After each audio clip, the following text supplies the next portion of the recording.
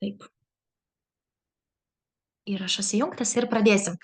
Labas visiems, šiandien pradėsim mūsų pamokas, kurios yra sukurtos Essence Tribe struktūros. Kas dar nežino, tai Essence Tribe struktūra buvo sukurta mūsų aukščiau esančių sponsoriaus Sandro prieš 2 metus. Tai jisai buvo žmogus, kuris atvedė Čiogan į Europą. Ir būtent šitas pamokas, šitas žinias jis naudoja pačioj pradžioj, kad sukurti struktūrą iš dabar jau joje esančių virš 60 000 žmonių. Tai būtent jisai naudojasi ir tada šitais įgūdžiais ir iki šiol naudojasi kaip ir jis, taip ir jo lyderiai. Ir aš norėčiau papasakoti apie tai ir jums, nes manau, kad kažkas tikrai tuo gali pasinaudoti. Taigi, pradedam. Apie ką mes šiandien kalbėsim? Tai trumpai turinys, tai tema vadinasi, mes aptarsime pirmąją ir antrąją pamokas, pamokų iš viso yra 8, tai šiandien bus tik 2.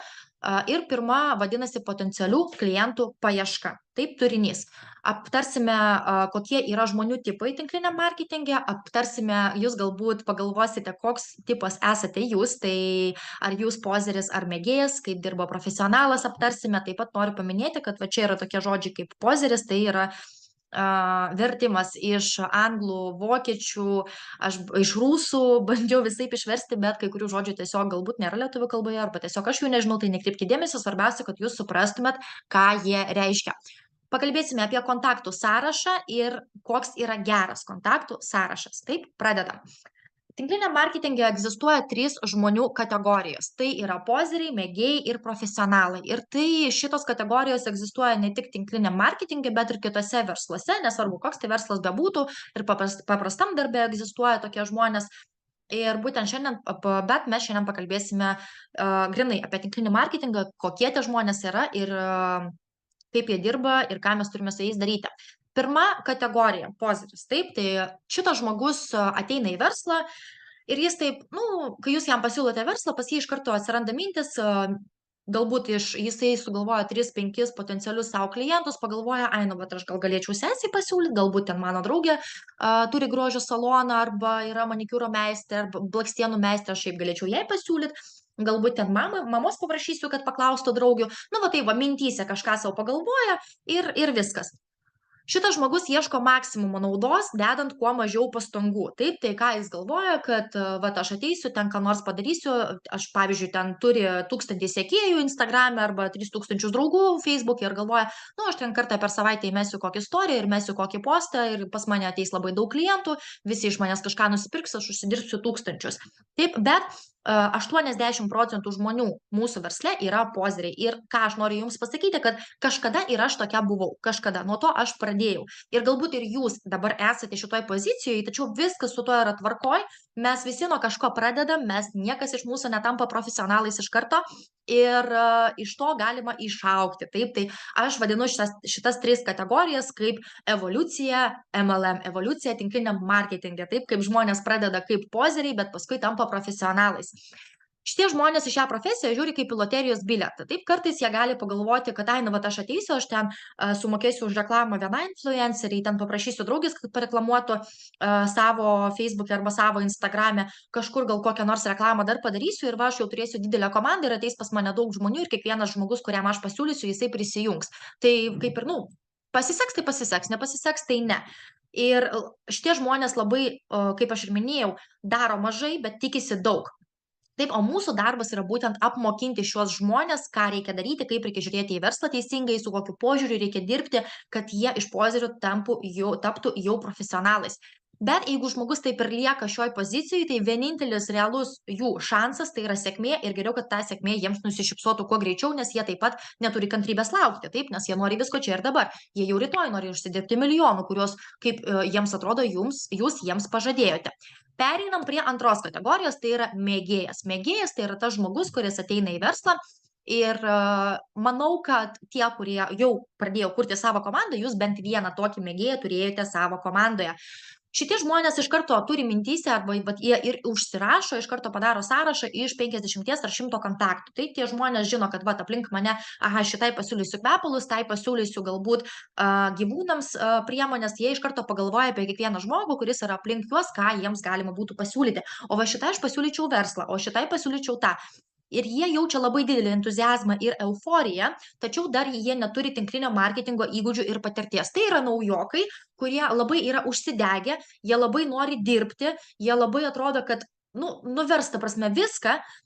Ir dėl ko aš ir sakiau, kad jūs tikriausiai turėjote tokį žmogų. Tačiau, kai jie pradeda dirbti su kiekvienu žmogumi, kuris jam sako ne, didėja nusivylimo ir streso faktorius. Ką tai reiškia? Kad kai jie daro pasiūlymą, kai jie siūlo verslą arba kai jie siūlo įsigyti produktą, jeigu jie negauna iškart 10-20 atsakymų, kad žmonės nori pirkti, kad žmonės nori į komandą, jie nusivilia. Taip, jų tas entuziazmas ir jų euforija krenta, nes jie tai tikėjosi, kad visi tokie kaip jie yra, taip, nes kaip čia tau gali nepatikti, jeigu man tai patiko, jeigu aš tokį entuziazmą turiu, tai jie atrodo, kad ir visi tokie.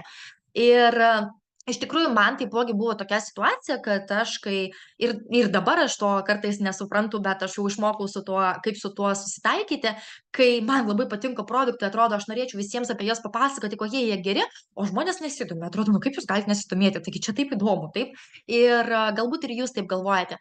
Tai yra normalu, kiekvienas iš mūsų pereinam tą.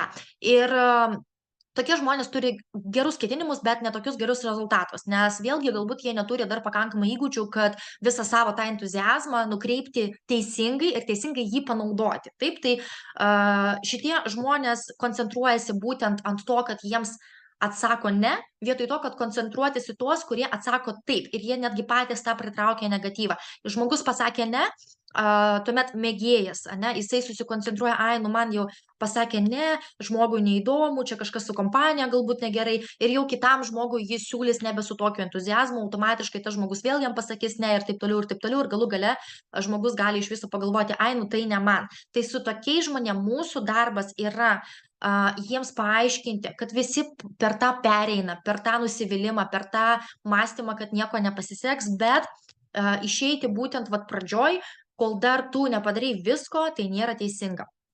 Ir profesionalas. Profesionalas supranta svarbą ir neskuba. Dar norėčiau paminėti, kad būna tikrai tokių žmonių, kurie ateina ir iš karto jie bam, perėjo visus apmokymus ir atrodo, kad viską žmogus suprato.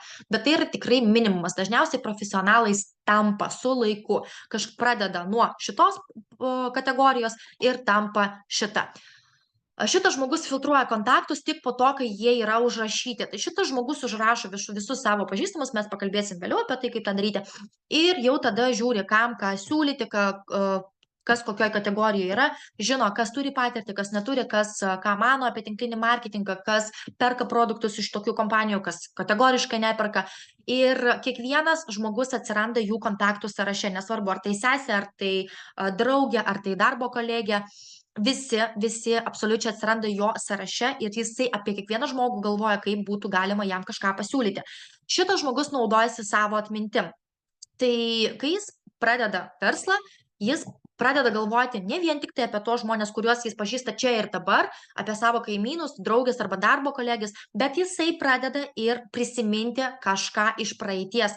Galbūt iš mokyklos laikų, galbūt iš, nežinau, mamos draugė ten, kur nors kitoj šaly, kuri gyvena, galbūt močiutės ten kokią nors pažįstamą, kuri kažkada dirbo su Oriflame, ten ar kitom kompanijom ten prieš 15 metų. Galbūt ten kokios nors savo pažįstama, kuri turi grožio saloną ir jai būtų galima pasiūlyti ten pardavinėti kvepalus. Galbūt vyro, mamos, ten dar kažkas kokią nors pažįstama. Taip šitas žmogus prisimena visus absoliučiai. Dalyvavo pas kažką vestuvėse ir ten susipažino, prisiminė. Dalyvavo pas kažką gimtadienį, prisiminė. Buvo darbo vakarėlė, susipažino su kokiu nors verslininku, prisiminė. Visus bando prisiminti ir kiekvieną dieną ieško naujų kontaktų, kurie atsiranda jo sąraše. Tai sąrašas niekada nesibaigia. Nebūna taip, kad profesionalas užrašo ten 100 savo pažįstamų ir viskas. Daugiau žmonių nepažįstu. Kiekvieną dieną profesionalas tai yra plečia tą savo sąrašą. važiuoja kur nors į darbą, o prisiminiau ten vieną kažkokią pažįstamą, reikėtų jai parašyti, pasiūlyti, arba bent jau ją užrašyti, kad jeigu mes su ją susitiksim, tai aš jai galėčiau pasiūlyti. Arba jeigu susipažįstu su kažkuo, nesvarbu, parduotuvėje, ten kažkur susitikime, pamatė kažką, arba socialiniuose tinkluose, užrašo visus tuos kontaktus. Ir šitas žmogus supranta, kad tinklinis marketingas tai darbas, jūs irgi turite tą suprasti. Tinklinis marketingas tai, kad ir kaip ir bebūtų, žmonės sako, taip, jūs galite tuo užsiimti papildomai šalia savo darbo, jūs galite tuo užsiimti savaitgaliais, jūsų laisvų laikų, bet tai taip pat yra darbas, tai nėra kažkokios linksmybės, čia reikia mokintis, čia reikia dirbti, reikia atlikti tam tikrus veiksmus, reikia dirbti tvarkingai ir teisingai, yra tam tikros taisyklės, kaip reikia dirbti. Todėl, kai jūs pradėsite į šitą verslą žiūrėti kaip į verslą ir suprasti, kad joks verslas nėra statomas per vieną dieną, tuomet jūs taip pat tapsite profesionalu. Kontaktų sąrašas. Čia aš noriu jums papasakoti tokią trumpą istoriją. Prieš 7 metus, kažkur prieš daugiau, galbūt ne 7 metus, taip, aš prisijungiau prie savo pirmos MLM kompanijos. Ir tais laikais socialiniai tinklai nebuvo tokie populiarūs kaip šiandien. Ir pagrindinis mūsų darbo įrankis buvo kontaktų sąrašas. Mes paimdavom paprastą popieriaus lapą arba užrašų knygutę ir užrašydavom absoliučiai visus savo kontaktus. Tai, kuriuos mes pažįstame iš mūsų miesto, ne iš mūsų miesto, iš kitos šalies, su kuriais kada nors bendravome, užsirašėme visus ir tada mes su jais kažkaip bandėme susisiekti arba žinutėm, arba skambučiais, kaip su kuo buvo patogiau, arba gyvai susitikti ir pasiūlyti jiems verslo galimybę arba įsigyti produktus. Ir žinote, šiais laikais, kai mes turime socialinius tinklus, praktiškai mes atliekame tą patį darbą, tik truputį kitaip. Galbūt. Mes vietoj to, kad užrašyti kontaktų sąrašą, mes turime tą kontaktų sąrašą, tarkim, savo draugus arba savo sekėjus. Taip, tai irgi yra kontaktų sąrašas. Vietoj to, kad ten jiems paskambinti, mes galime jiems nusiųsti žinutę per Messengerį arba per privačią žinutės Instagram'e arba dar kažkur Telegram'e, WhatsApp'e, nesvarbu. Tai galbūt pasikeitė mūsų darbo įrankiai, bet esmė liko ta pati. Mes darome tą patį veiksmą, mes siūlome žmonėms galimybę pakeisti gyvenimą, mes siūlome žmonėms įsigyti produktą. Ten tos pačios grupės, taip, mes grupėse, jeigu surandame žmogui, automatiškai jisai tampa mūsų kontaktu. Mes prieš tai jo nepažinojome, bet dabar jisai yra mūsų kontaktas. Taigi, tai veikia prieš 7 metus, tai veikia ir šiandien. Taip, ir kiekvienam žmogui veikia skirtingi instrumentai, skirtingi įrankiai darbo.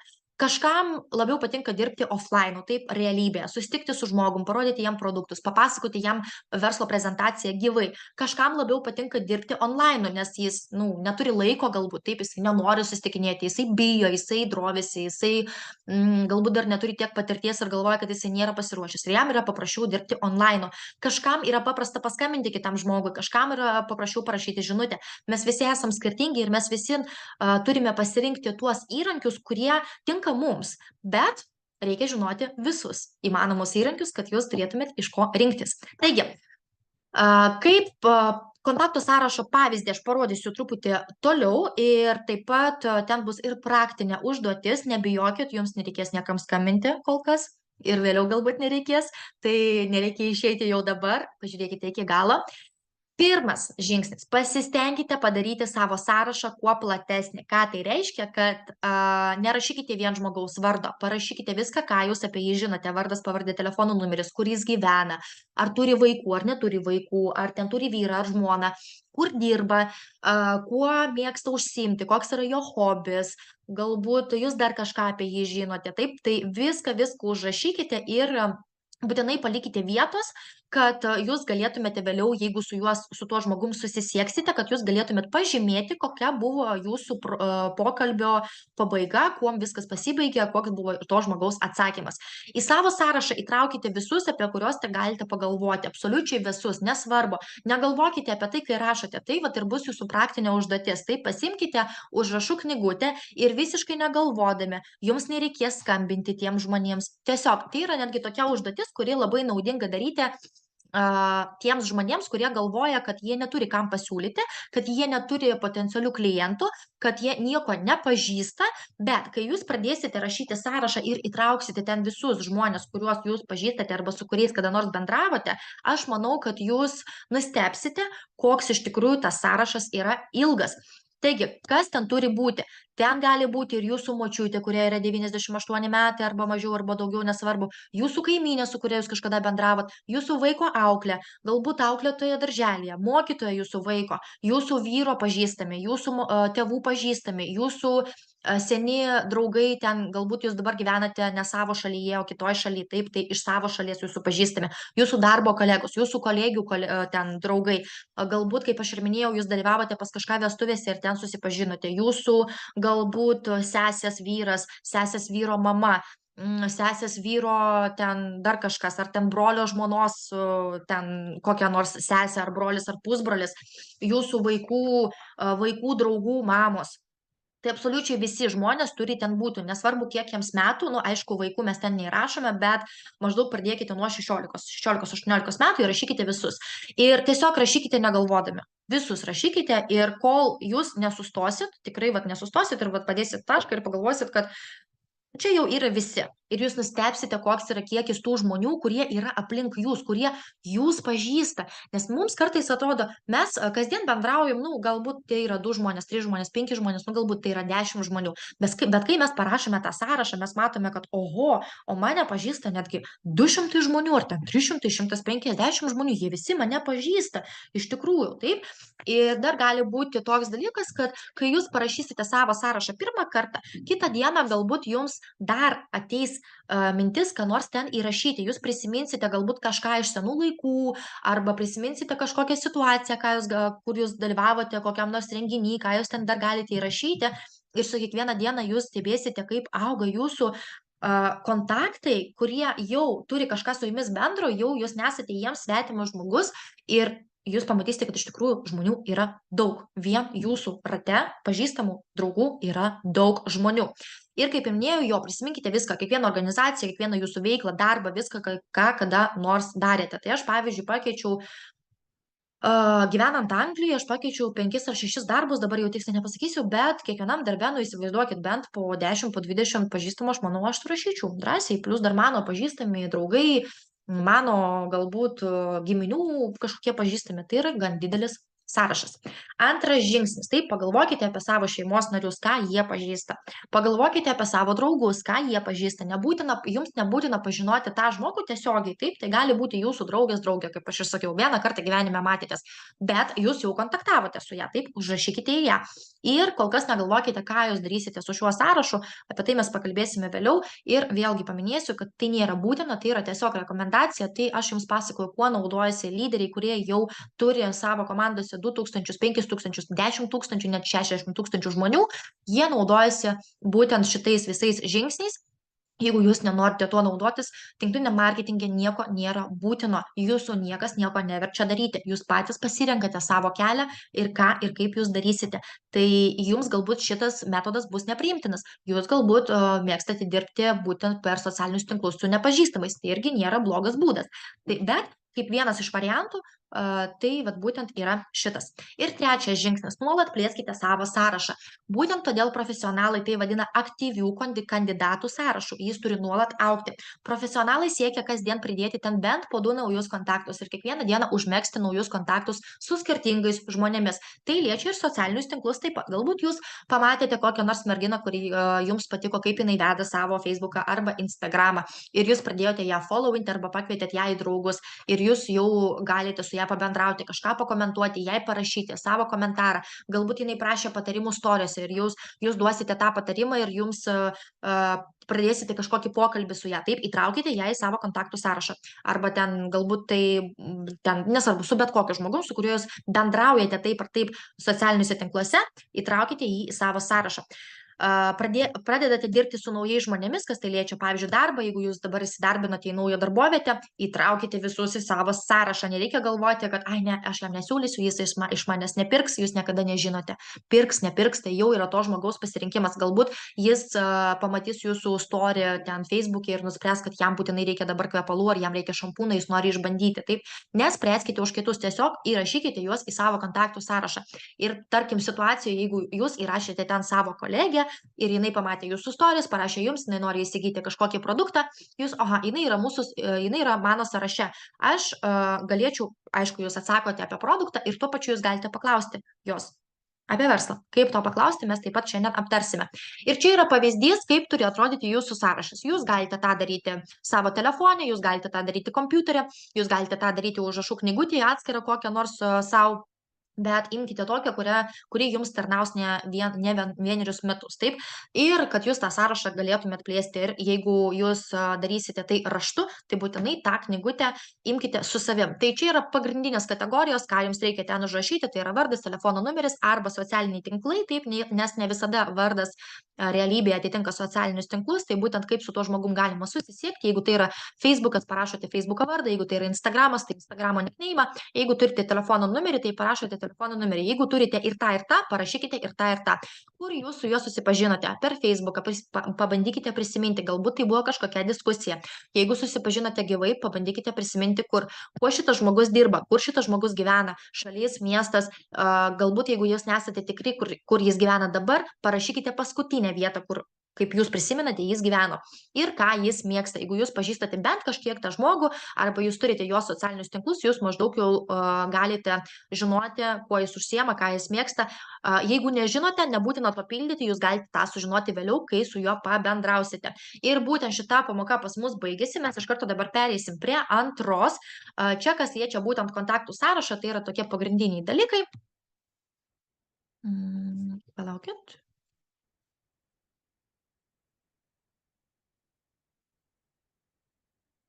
Antra pamoka. Taip. Taip, mes jo tuoj atidarysime. Ir antra pamoka. Antra pamoka – tai skirstymas į potencialius klientus. Turinys, vėlgi, trumpai. Kaip klasifikuoti kontaktų sąrašą, kaip kontaktuoti tos žmonės, kvietimų pavyzdžiai. Taip, tai mes aptarsime šiandien būtent kaip dirbti su tuo jūsų kontaktų sąrašą. Dar kartą pasikartosiu, kad jums nėra būtina tą daryti iš karto. Kai kurie žmonės sukuria tą kontaktų sąrašą ir nusprendžia kontaktuoti tuos žmonės tik tai po kurio laiko, po savaitės, po mėnesio, po 2 savaičių, po 2 mėnesių, nesvarbu, bet jie jau turi tą kontaktų bazę. Taip, galbūt jūs niekada nekontaktuosite tų žmonių, bet turėti tą kontaktų sąrašą yra gerai. Jūs niekada nežinote, kada jums gali jo prireikti. Ir šiaip tai truputį išlavins jūsų atmintį, taip, leis jums pagalvoti apie kažkokias gyvenimo situacijas, kur jūs susipažinote su tam tikru žmogumi ir galbūt jums netgi ateis kokia nors idėja, kaip galima būtų tam žmogui pasiūlyti. Galbūt jums ateis idėja, kaip kitam žmogui būtų galima pasiūlyti. Tai skirstymas.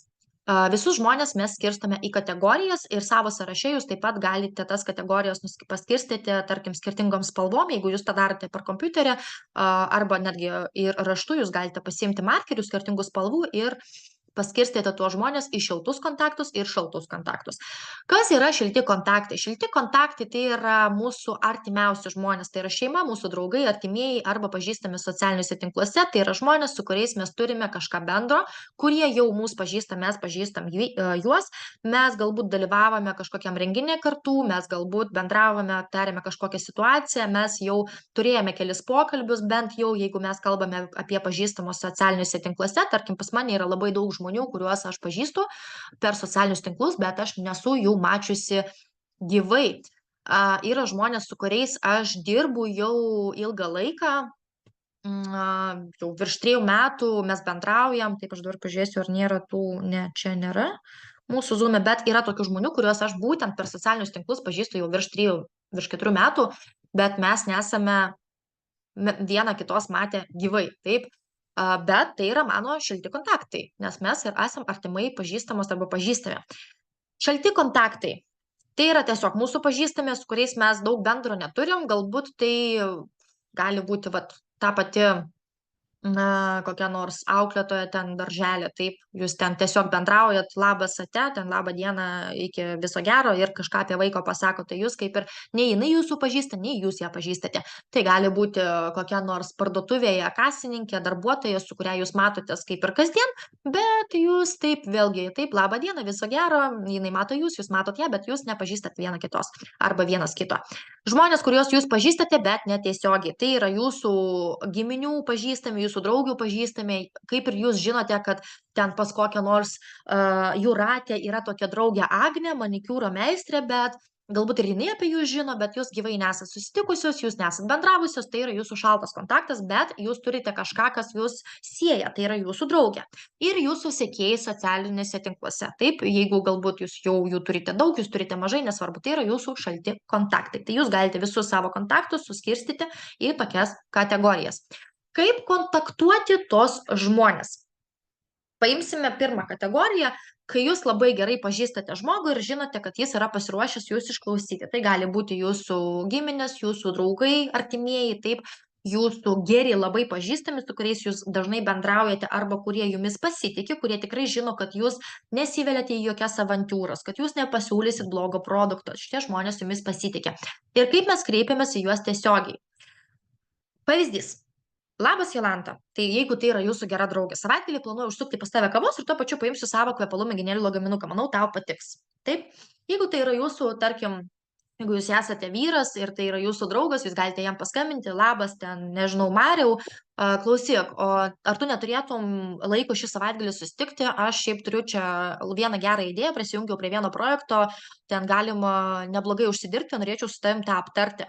Taip, arba jeigu tai yra jūsų pažįstama, jūs galite jai parašyti žinutę arba paskambinti, ten paklausti, kaip jai sekasi ir pasakyti, klausyk, ar neturi laiko susitikti savaitgalį prie kavos, norėčiau tau kai ką papasakoti, čia turiu naujieną ir manau, tau jinai labai patiktų. Taip, tai yra žmogus, su kuriuo jūs bendraujate ir taip, ir jums kaip ir nei gėda, nei baisu kažką jam pasiūlyti. Tai čia yra toks tiesioginis kontaktavimas. Neakivaizdžiai, kai jūs nežinote, kaip tas kontaktas reaguos į jūsų pasiūlymą susijusį su tinkliniu marketingu. Taip, tai gali būti ir jūsų draugai. Yra tokia rūšis žmonių, kurie jūs negalite žinoti, kaip jie sureaguos, bet pagrindė tai yra jūsų pažįstamai, kurie jumis mažiau pasitikė nei jūsų artimieji. Tai čia esmė yra tame, kad reikia paprašyti žmogaus pagalbos arba patarimo. Mes darome netiesioginį pasiūlymą, mes nesiūlome žmogui registruotis, mes nesiūlome žmogui iš karto ateik užsidirbk, mes nerašome žmogui, kokios yra sąlygos ir kiek galima užsidirbti. Mes pradedame mini pokalbį. Taip, tai jeigu jūs senai nebendravote, pavyzdžiui, su kokia nors savo pažįstama, jūs galite ją parašyti, o labas, klausyk, kaip gyveni, senai nebendravom, mačiau ten tavo nuotrauką Facebook'e, koks jau suaugęs yra tavo sūnus, arba kokia jau suaugusi yra tavo dukra. O klausyk, mačiau, įmetei nuotrauką, tu persikėlei gyventi į Norvegiją, ar Švediją, ar Angliją, grįžai į Lietuvą. Tai raskite vat tą kažkokį tai dalyką, kaip jūs galite pradėti pokalbį su tuo žmogumi. Taip, tai primenu, tai yra žmogus, kurį jūs jį pažįstate, bet galbūt jis gali sureaguoti negatyviai. Ir tada jūsų tikslas yra, kad iš to pokalbio, kurį jūs pradedate, žmogus jūsų pasiklaustų, kuo jūs šiuo metu užsiimate. Tai jeigu pokalbis yra toks, kad, oi, mačiau, įmetei nuotrauką, tu persikėlei gyventi į Švediją, ar persikėlei gyventi į Norvegiją. Ir žmogus jums sako, nu jo, žinok, jau čia gyvenu 3 mėnesius. Ir jūs jo klausite, pavyzdžiui, o tai kodėl taip, kodėl toks sprendimas? Praleiskite 5 arba 10 minučių, kad vas žmogum pabendrauti, kad jisai negalvotų, kad jūs tiesiog ieškote iš jo naudos. Ir kai jau pokalbis nueis link darbo, tarkim, o tai kaip ten Norvegijoje su darbais, kuo užsiėmė? Ir žmogus jums atsako, jeigu žmogus jūsų paklausia, o kaip tu gyveni, kur tu dirbi, kur šiuo metu esi, jūs galite jam papasakoti. Tarkim, ten, aš gyvenu ten pat, kur ir anksčiau, dirbu ten ir ten, bet paskutiniu metu dar pradėjau papildomai dirbti jau internetu, nes, šiaip visiems šiais laikais pajamų trūksta, taip, sąskaitos auga, atlyginimai ne, tai pagalvojau, kad reikia dar papildomai prisidėti prie šeimos biudžeto ir pradėjau bendradarbiauti su viena italų kompanija, dirbu su pardavimais, tai kompanija turi didelį potencialą, galbūt norėtum pažvelgti irgi į tai, ką mes darome ir pasakyti man, ar tai gali suveikti ten, kur tu dabar gyveni, ar tai būtų aktualu tavo mieste, ar tai būtų galbūt aktualu tavo šalyje ir tiesiog žmogus paprašyti, ar tu galėtum pažiūrėti, kuo mes užsiemam, ar galėtum pažiūrėti, pavyzdžiui, produktai, kuriuos aš parduodu, kaip manai, kaip tau atrodo iš šono, ar gerai bus parduodami tavo šalyje arba tavo mieste, kažką tokio. Paprašyti žmogaus pagalbos, pažiūrėti, taip, arba galima netgi jam, nežinau, nusiųsti mūsų ten katalogą ir pasakyti, o pažiūrėk, kaip tu manai, kainos šiuo metu yra adekvačios, jeigu pardavinėti tokius produktus. Pasakyk tiesiog savo nuomonę kaip nei kliento, nei dirbančio žmogaus. tai paprašykite jo pagalbos. Ir tada jau bendraukite toliau, jeigu žmogus susidomės ir pasakys, o kas čia per produktai pas tave, o kaip jų kokybė, o čia kaip juos įsigyti, jūs jau galite pratesti tą pokalbį link pardavimo arba netgi link verslo pasiūlymo. Ir labai jau neakivaizdžiai, ką jūs galite padaryti, tai tinka mažai pažįstamiems žmonėms arba sekėjams iš jūsų socialinių tinklų, su kuriais jūs kažkaip bendravote, bet ne artimai. Esmė yra tame, kad duoti žmogui suprasti, kad ši veikla skirta ne jam, bet galbūt jis kažką pažįsta, kam tai būtų įdomu. Čia yra toks psichologinis triukas, kai mes sukūrėme tokį kaip susidomėjimą, mes nieko žmogui nesiūlom, bet mes sukūrėme susidomėjimą tuo, kad tai angliškai tai yra vadinasi FOMO, Fear of Missing Out. Taip, tai lietuviškai tai būtų baimė prarasti kažką, nesudalyvauti kažkur ir prarasti vat tą galimybę, kad nespėti, taip, tai kad kažkas vat užsiims, o aš ne, kad čia kažką aš gero praleidžiu, kad čia galima užsidirbti milijoną, o aš čia neužsidirbsiu. Taip, tai kaip pavyzdys, kai mes darome žmogui pasiūlymą, be abejo, prieš tai yra geriausia pasikalbėti, nereikia iš karto taip, labas, veikla, kurią aš užsiimu, tikriausiai skirta ne tau. Ne. Šiaip gerai yra prieš tai visada pakalbėti su žmogum, kad truputį ta atmosfera, jinai jau nebūtų tokia įtempta tarp jūsų. Ir paskui, ką mes sakome, tai veikla, kurią aš užsiimu, tikriausiai skirta ne tau, taip, arba prieš tai, kai mes paklausim, o klausyk, tu matei, ko aš užsiimu, tai paskutiniu laiku galbūt matei mano Facebook'e. Ir jeigu žmogus sako, nemačiau, tai aš pradėjau čia dirbti su viena italų kompanija, bet aš suprantu, kad tikriausiai tai yra ne ta, tačiau norėjau tavęs paklausti, galbūt tu pažįsti kažką, kas yra ambicingas, galbūt kas yra motyvuotas, galbūt pažįsti kažką, kas nori iš gyvenimo daugiau, arba žmogų, kuris ieško dabar, kaip padidinti savo pajamas, bei padariau klaidą, pradėžėti, bet turi būti pradėti kurti verslą internetu. Taip, galbūt tavo pažįstamų rate šiuo metu yra žmonės, kurie neteko darbo ir ieško papildomų pajamų, galbūt žmonės dabar girdėjai, galbūt kažkas iš tavo draugų, niekas nesiskundė, kad su paaugusiam kainam dabar trūksta pinigų ir reikia taupyti. Galbūt jie būtų susidomėję, kaip papildomai užsidirbti vietoj taupimo. Ir taip, duokite žmogui suprasti, kad jūs jam nieko nesiūlot, bet jūs galbūt pasiūlysit kažkam kitam ir galbūt jis gali pasidalinti kontaktu. Čia žmogus nebūtinai pasidalins su jumis kontaktais. Jis gali jums parašyti, nežinau, aš paklausiu. Jeigu aš sužinosiu, duosiu tau žinot. Esmė yra tame, kad sukurti tą mintį jo galvoje, kad jis žinotų, kad jūs kažkuo tokiu užsiemate, kad jūs siūlote tą papildomą uždarbį, kad jeigu jam truktai taps įdomu, jisai galės kreiptis pas jūs. Didelė tikimybė, kad po tokios žinutės žmogus nueis ir peržvelgs jūsų profilį ir jisai gali jums pasakyti, o ne, kodėl ne man irgi įdomu, papasakok ir man, gali būti ir tokių situacijų. Bet svarbiausia tai yra, kad jūs jam davėte tokią užuomeną, kuo jūs užsiemate ir ką jūs siūlote. Taip, ir būtent čia mes irgi pabaigsim, tai yra tik keli pavyzdžiai. Su kiekvienu žmogu bendraujant, jūs turite sugalvoti kažką savo, ypatingai jeigu tai yra pažįstami. Atsižvelkite į tai, kuo žmogus užsiema, jeigu jūs žinote, nes mes turime prieiti prie kiekvieno žmogaus individualiai. Jeigu tai yra manikiūro meistrė, tai mes jai darysime pasiūlymą taip, kad tu jau turi klientų bazę, taip, tu jau turi savo klientus, tai tau kaip ir praktiškai nereikės nieko papildomai daryti. Tu savo grožio salone gali padėti kelias produktus, padėti mėginėlių papkę ir žmonės atėję į procedūrą, jie patys paims, pauostys, tau tai reikės jiems pasiūlyti ir jie jau toliau bandys. Tai būtent ant to darykite akcento, kad laiko papildomų nereikės, nes dažniausiai tokie žmonės to laiko kaip ir daug neturi, jie labai daug dirba, nes jie dirba ant savęs. Ir jiems labai svarbu, kad tuo laiku jie užsidirbtų kuo daugiau. Tai čia kaip ir papildomas toks dalykas, kad nieko papildomai nedarant per daug, jie gali užsidirbti daugiau, padidinti savo biudžetą. Jeigu jūs žinote, kad tai yra žmogus, kuris dirba po 12 valandų kasdien ten kur nors, kokiam nors darbe, vėlgi jisai to laiko neturės, tai jūs galite jam papasakoti savo istoriją. Taip, aš irgi dirbau, bet papildomai kasdien ten 1 valandą arba ten 1,5 valandos aš skiriu būtent šiam verslui, kad man papildomai per mėnesį dar užsidirbti ten 400–500 eurų. O ateityje aš planuoju iš viso išeiti iš savo darbo ir dirbti tik čia ir turėti dar daugiau laiko. Jeigu tai yra mamytė dekrete, tai vėlgi, tai bus kitas klausimas. O klausyk, tai dabar yra puikus laikotarpis, kad būtent pradėti šią veiklą, kad po to, kai tavo dekretas pasibaigs, tu galėtum pati rinktis, ar tau grįžti darbą, ar negrįžti, ar dirbti pilnu etatu, ar dirbti pusę etatų. Taip, ir būtent su kiekvienu žmogum, ką aš turiu omeny, kad jūs turite rasti tą individualumą. Nes jeigu jūs visiems siūlysit tą patį, jeigu jūs pasiūlysit galbūt žmogui ten nežinau, ten tūkstančius pinigų, jisai laiko neturi, nu jisai pagalvos, aš neturiu laiko, aš negaliu tų tūkstančių užsidirbti, aš negaliu sau leisti dirbti 8 valandas per dieną. Tai tuomet jam reikės pasakyti, kad jo dirbam papildomai valandą per dieną, tu per mėnesį gali dasidėti kokius 500. Taip, paskui, jeigu tavo pajamos užaugs, tai tu galėsi ir išeiti iš to darbo ir jau turėti daugiau laiko, kad užsidirbti ateityje dar daugiau. Ieškokite būdų ir ieškokite būtent to pokalbio, kaip jūs galėsite individualiai prieiti prie kiekvieno žmogaus.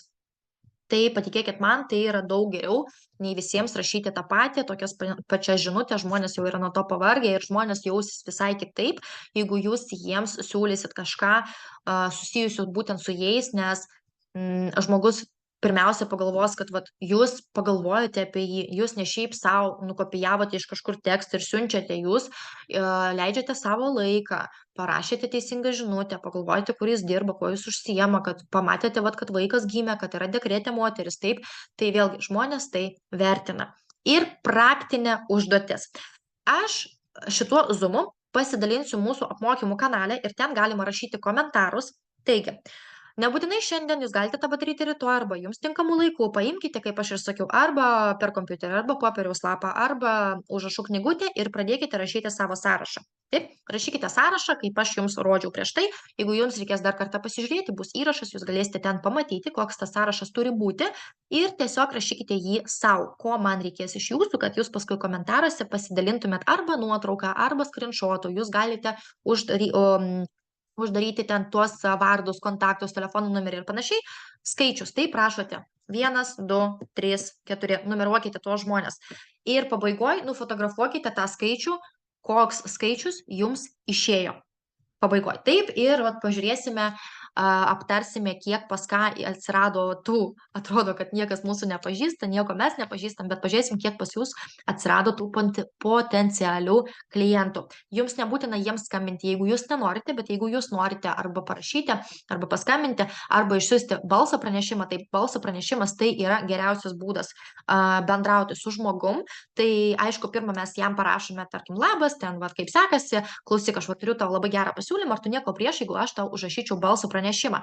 Ir jeigu žmogus sutinka su to, jisai jums atsako, mes palaukime, mes nevarome taip iš karto ten 50 žinučių, mes palaukime, kol žmogus jums atsako, taip, aš nesu nieko prieš, ir stengiamės kuo trumpiau į 1 minutę sutalpinti, arba maksimum 2 minutės sutalpinti viską, ką mes norime pasakyti, kad aš čia pradėjau bendradarbiauti su vieną kompaniją, mes gauname net 50% nuo pardavimų, taip, prekės, žinok, labai fainos, man labai patinka, itališka kokybė, tai galvoju, ir visada užbaikite savo pasakojimą klausimu, taip, ką tu apie tai galvoji, ar tau būtų įdomu irgi sužinoti apie tai, ar, klausyk, aš prisiminiau, kad tu turi savo grožio studiją, o kaip manai, ar būtų verta ten pastatyti mūsų kvepalų mėginukus, padėti, ane? Ar būtų verta ten padėti mūsų katalogus, galbūt žmonės susidomės kažkokią mūsų produkciją.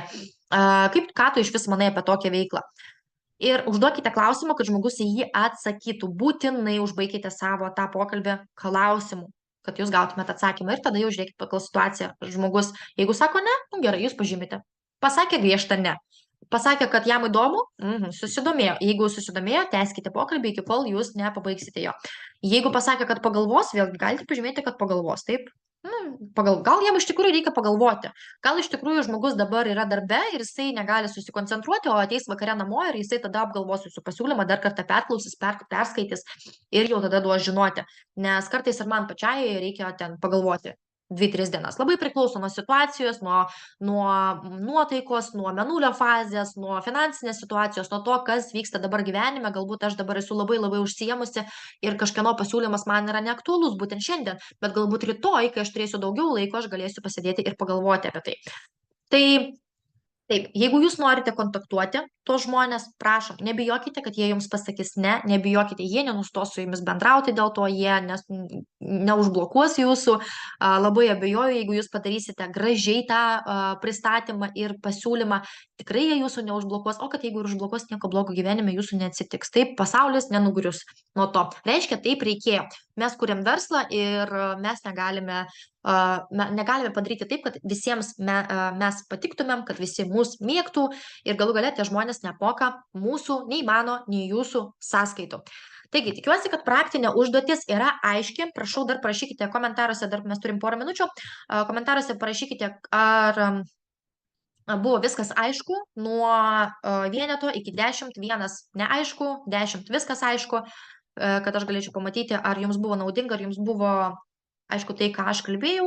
Ir taipogi, jeigu laikui einant, kai jūs jau pradėsite rašyti savo sąrašą, jūs galite taip pat komentaruose po Zoom'u rašyti savo klausimus, galbūt jums kažkas neaišku, arba jeigu jūs norėsite susisiekti su kažkokiu žmogumi iš to sąrašo, jūs galite parašyti man asmeniškai, arba mes galime sukurti kokį nors chatą būtent tiem žmonėm, kurie nori kontaktuoti ir ten dalintis kažkokiais patarimais, kaip teisingai sukontaktuoti žmogų, kaip jam parašyti, žinant jo kažkokius duomenis, kur jis dirba, kuo jis užsiema, taip sugalvoti skirtingus variantus ir aptarti ten diskusijas. Tai, manau, visiems bus naudinga ir mes galėsime matyti skirtingas, kaip žmonės skirtingai reaguoja į mūsų pasiūlymus. Ir taip pat noriu jums priminti, nebūkite tais mėgėjais, kurie bijo žodžio ne, kurie bijo, kad jiems pasakys ne. Aš, kad ir dirbu šiam versle jau 4 metus, man iki šiol žmonės sako ne ir tai yra normalu. Kad aš turiu daugiau patirties nereiškia, kad man visi sakys taip. Arba jeigu jūs turite mažiau patirties, nereiškia, kad jums visi sakys ne. Taip, statistiškai iš 100 žmonių jums gali pasakyti taip tik 10. Iš tų 10 pradės kažką daryti tik galbūt 7, 6. Iš tų dar 10, ten tik tai vienas žmogus galų gale pradės kurti komandą. Tai tikrai tai yra ne visiems, tikrai ne visi čia pasilieka, ne visi čia daug ko pasiekia, labai daug ko priklauso nuo mūsų, kažkas nusprendžia išeiti anksčiau, nuleidžia rankas, kažkas sprendžia eiti iki galo, kažkas žiūri apmokymus, kažkas nežiūri apmokymų, kažkas žiūri į tai kaip pozeris, taip kaip loterijos bilietą, jeigu kažkas prisijungs, tai prisijungs, o kažkas kaip profesionalas kasdien atlieka tam tikrus veiksmus, nieko nebijodamas eina į priekį ir pasiekia savo rezultatų. Tai būkite profesionalais, nebūkite nei mėgėjais, nei pozeriais ir susitiksime su jumis artimiausių laikų ir aptarsime kitas pamokas. Ačiū labai, kad buvote, ačiū už jūsų atgalinį ryšį, kaip matau, visiems viskas aišku, vien 10, tikiuosi buvo naudinga ir iki greito.